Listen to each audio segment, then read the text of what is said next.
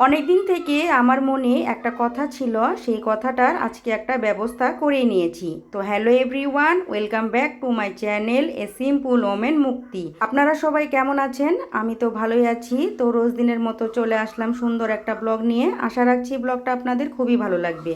সকালবেলা তো উঠেছি, উঠে সমস্ত বাসি কাজকর্ম সেরেছি, কিন্তু ঘরদারগুলা অমনি পড়ে রয়েছে। আপনাদেরকে দেখিয়ে দিলাম বিছানাপত্র, সোফা সব কিছু নোংরা অমনি পড়ে রয়েছে, একটাও গুছানো হয়নি। তো ভাবলাম কয়েকটা যখন কাপড় বের হয়েছে, এগুলো আগে বাইরে কলের পাড়ে ভিজিয়ে রেখে দিই। মোটামুটি 1-1.5 ঘন্টা যদি ভিজিয়ে রাখি তাহলে তাড়াতাড়ি পরিষ্কার হয়ে যাবে। তো এগুলো ভিজিয়ে রেখে তারপর কিন্তু আমি আমার ঘরগুলো ভালো করে গুছিয়ে নেব। আবার রান্নাবান্নাও আছে, তারপর আরও অনেক কিছু কাজ রয়েছে, সব কিছু আস্তে আস্তে আপনাদের সঙ্গে শেয়ার করব। আমাদের ফ্যামিলি কিন্তু একদমই ছোট, কিন্তু সত্যি কথা বলতে ফ্যামিলি বড় হোক বা ছোট হোক, কাজ কিন্তু একই।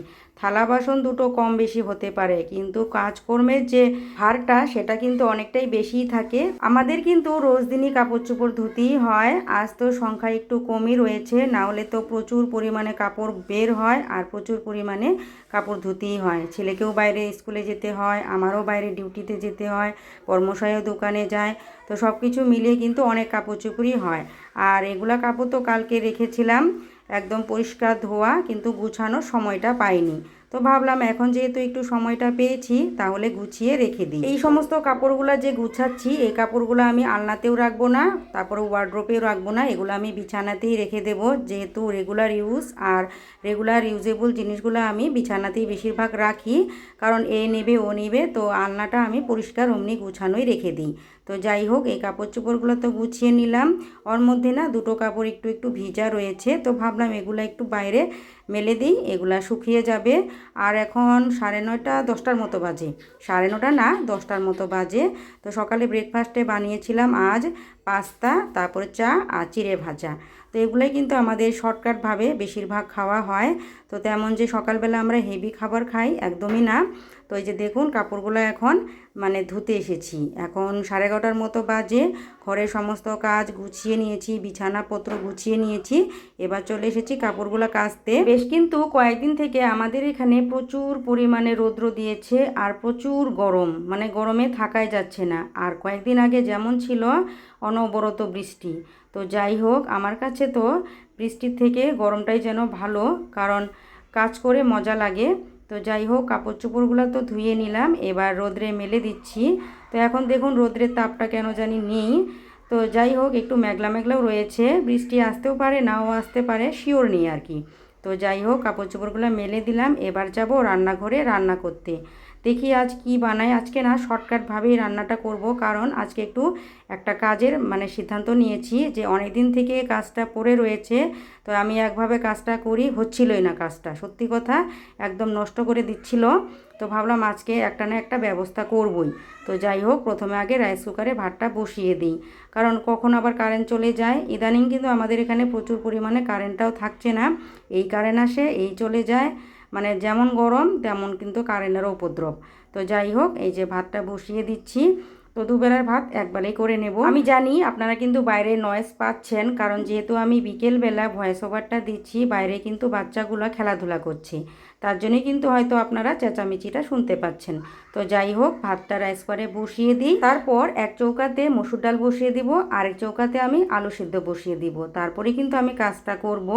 আজকে ভেবেছি ডাল ভর্তা, আলু ভর্তা এসব কিছুই করব, ঝোল ঝাল তরকারি এগুলো আমি কিছুই করব না। সময়টা অনেক বেরিয়ে গেছে, আর শর্টকাট যেহেতু আমি করব, আর একটা কাজে লাগলে তো এই সমস্ত কাজগুলো আর হবে না, অনেকটাই লেট হয়ে যাবে।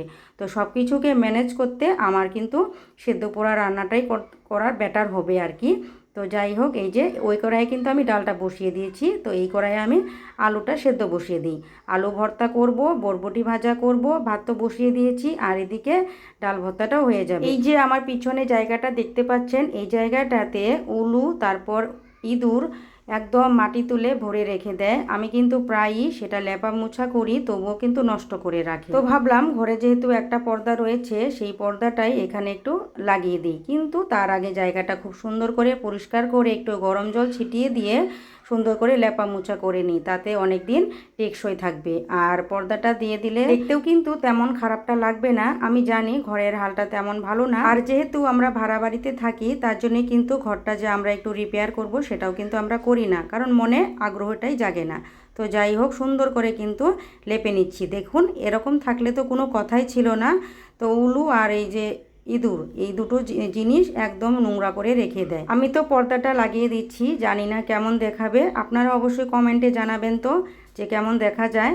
তো যাই হোক, একটু তো ভালো দেখা যাবে। তারপর কিন্তু ওইদিকে আমার আলু সিদ্ধটাও হয়ে গিয়েছে, তারপর ডাল ভর্তাটাও হয়ে গিয়েছে। কমপ্লিট রান্নাটা সেরে তারপর আবার একটু স্নান করে নেব, কারণ প্রচুর গরম পড়েছে, আর ভালো লাগছে না। এই কাজটা করব বলে কত দিন থেকে ভাবছিলাম, করাই আর হচ্ছিল না। আজ ফাইনালি করেই ফেললাম। তো যাই হোক, কেমন দেখাচ্ছে অবশ্যই কিন্তু কমেন্টে জানাবেন। তাও দেখুন, একপাশে একটু ছোটই পড়ে গিয়েছে। তো যাই হোক, দুপুরের খাওয়া দাওয়া একদম কমপ্লিট। বর্মশাই এখন দোকানে যাচ্ছে, আর আমি আর ছেলে মিলে একটু পুকুর পাড়ের দিকে যাব। একটু হাওয়া দিচ্ছে, ভালো লাগছিল। তো ওই পুকুর পাড়ের দিকে কিন্তু আমরা চলে এসেছি। আর দেখুন আকাশের অবস্থাটা মেঘলা করে রয়েছে না? আমার মনে হয় কিছুক্ষণের মধ্যেই বৃষ্টি চলে আসবে। আজকের মতো টাটা।